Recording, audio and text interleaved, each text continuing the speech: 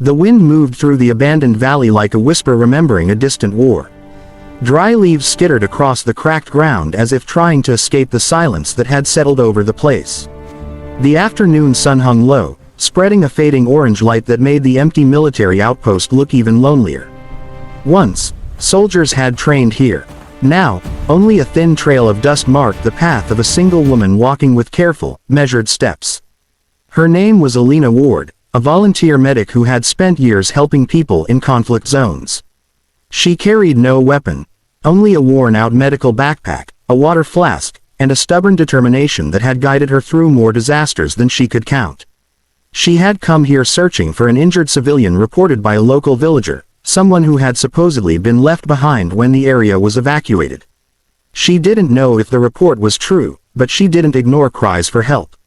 She never had, but even as she walked deeper into the base, she felt something was wrong. The air was too still. The buildings too quiet. Her instinct, sharpened from years of navigating dangerous territory, told her she wasn't alone.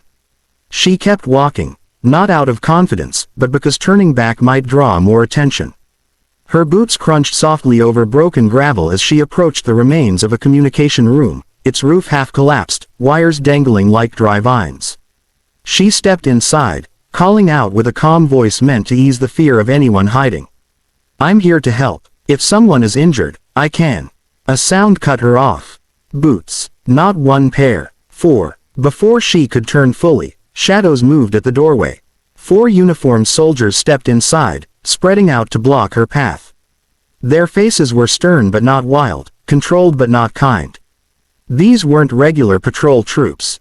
Their uniforms were mismatched, badges missing, expressions unreadable. They moved like men who answered to no one.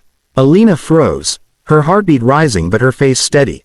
One of the soldiers, a tall man with a scar running from his temple to his cheek, stepped forward slowly as if savoring the tension in the room. His voice was calm in a way that made her uneasy. "You're far from the safe zones," he said.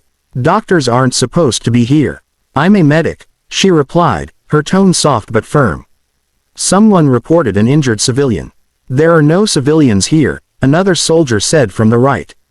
His hand rested near his holster, not gripping it, but close enough to threaten without words. "This area is restricted. You shouldn't have come." Alina lifted her chin slightly, refusing to break eye contact. "If this is a restricted zone, I'll leave. I have no interest in staying where I'm not needed." The soldier with the scar shook his head slowly. "No, you're not leaving yet." The other 3 shifted subtly, closing the circle tighter around her. Alina took one deep breath. She had been trapped before, by storms, collapsing buildings, panicked crowds. But this was different. These were 4 armed men who had decided she wasn't allowed to walk away. She searched for any possible exit. There weren't any. Then she noticed something. Each of them kept glancing in the same direction, toward the long path leading to the upper ridge, where a trail of dust had risen earlier. Someone else had been here. Someone they expected. Someone they feared. She didn't know who, but the tension in their shoulders suggested they were waiting for someone to appear. She just had to stay calm long enough for that moment to arrive. The soldier closest to her stepped forward, his voice lower now. "Drop your bag." Alina hesitated, calculating. "It only has medical supplies."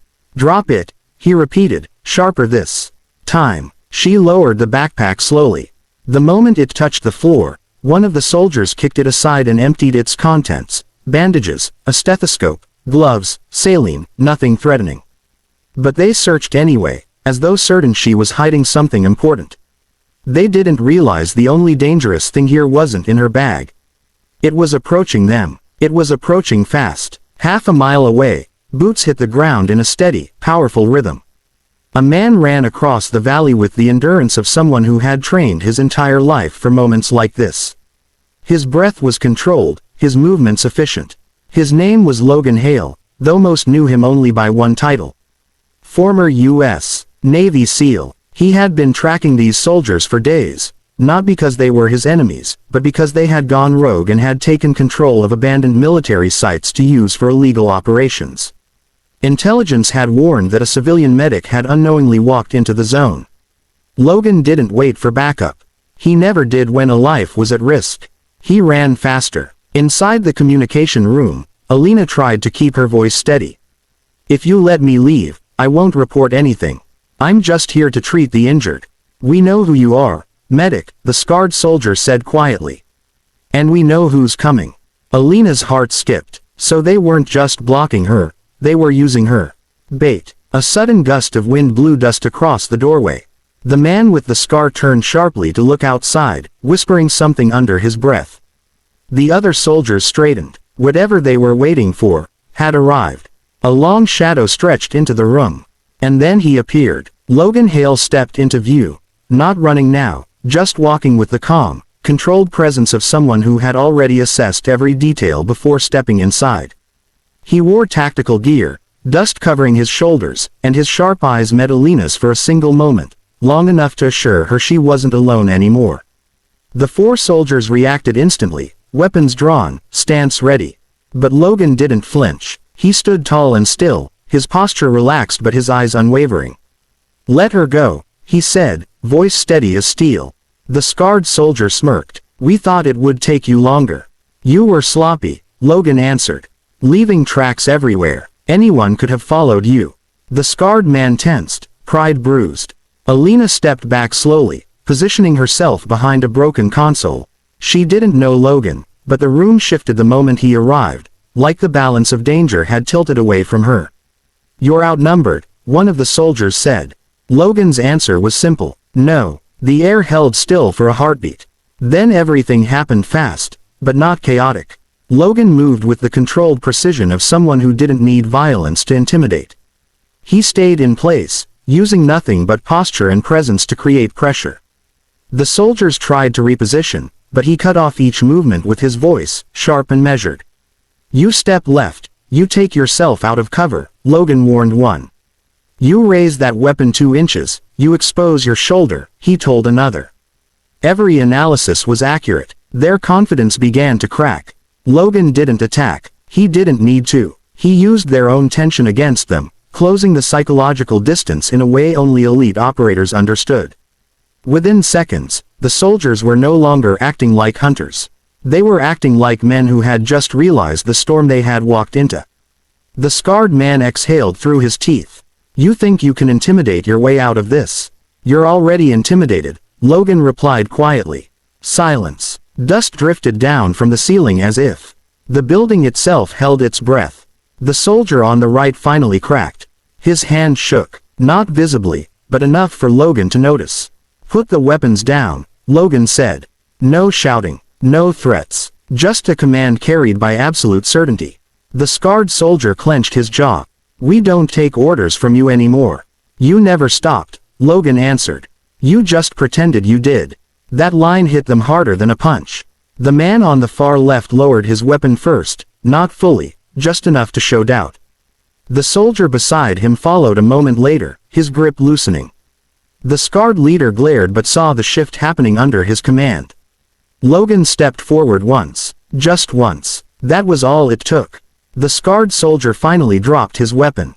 Alina felt her entire body exhale. She hadn't realized she had been holding her breath. Her hands shook slightly, not from fear now, but from the sudden release of it. The soldiers stepped back, defeated by a man who had never raised a hand against them. Logan walked past them and reached her, his voice gentle now. "Are you hurt?" She shook her head. "No, I'm okay." "You came fast." "I was already close," he said. "Heard the distress report. Figured you'd go alone." "You figured right," she said softly. The soldiers remained silent, exhausted from the tension breaking over them. Logan didn't humiliate them. He didn't threaten them again. He simply retrieved Alina's medical bag, handed it to her, and gestured toward the exit. "We're leaving," he said. And for the first time since she arrived, Alina stepped outside without fear. The sun had lowered further, casting the valley in long shadows, but the air felt lighter. Behind them, the rogue soldiers stayed where they were, disarmed not by force but by the presence of one man who refused to step back. As they walked across the dusty path, Alina looked at Logan with quiet gratitude. "You knew they were using me as bait." "Yes, and you still came." "I always come," he said simply. "You're not alone out here." The wind shifted, carrying away the last echoes of danger. The valley stretched ahead of them, wide, open, safe.